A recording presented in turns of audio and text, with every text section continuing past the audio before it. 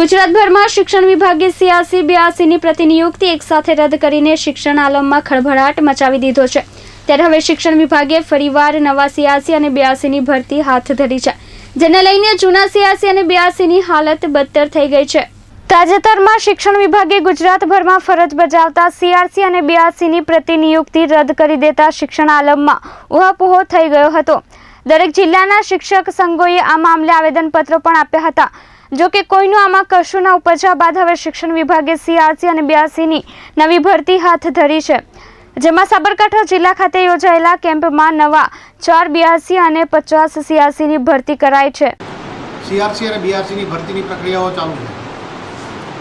મોટાભાગના તાલુકાઓની અંદર 82 અને 86 ની ખૂબ શાંતિપૂર્ણ વાતાવરણની અંદર ભરતી પ્રક્રિયાઓ ચાલુ રહી છે। તેમાં લગભગ 8 તાલુકાઓમાંથી 5 તાલુકાઓની અંદર 82 કોઓર્ડિનેટર, જ્યારે 59 જેટલા CRC કોઓર્ડિનેટરોની નિમણૂકની પ્રક્રિયાઓ આજના દિવસની અંદર હાથ ધરવામાં આવેલ છે।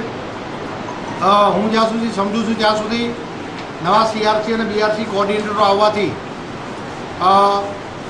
એમના એક કાર્યની અંદર અને એમના કાર્યક્ષેત્રની અંદર એક નવો ઉત્સાહ અને પ્રેરણા પૂરી પડશે। તો આ તરફ કેટલાક CRC BRC આ મામલે કોર્ટના દ્વાર ખખડાવ્યા છે। શિક્ષણ વિભાગના નિયમ અનુસાર છૂટા કરાયેલા CRC BRC ને તેમની મૂળ શાળામાં પરત મૂકવાના થતા હોય છે, પણ હાલમાં સાબરકાંઠાના ઈડર, તલોદ, પ્રાંતિજ હિંમતનગર જેવા તાલુકાઓમાં જગ્યા ખાલી નથી, જેથી છૂટા કરાયેલા તમામને પોશીના તાલુકામાં જવું પડે એવી નોબત આવીને ઊભી છે।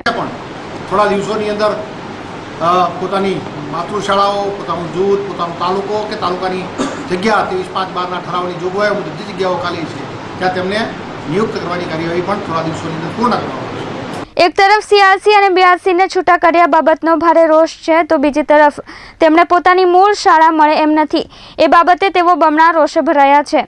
ત્યારે હવે આગામી સમયમાં હિંમતનગર ખાતે એ લોકો માટે યોજાનાર કેમ્પમાં ભડકો થાય તો નવાઈ નહીં। દીપક રાઠોડ, S24 ન્યૂઝ, હિંમતનગર।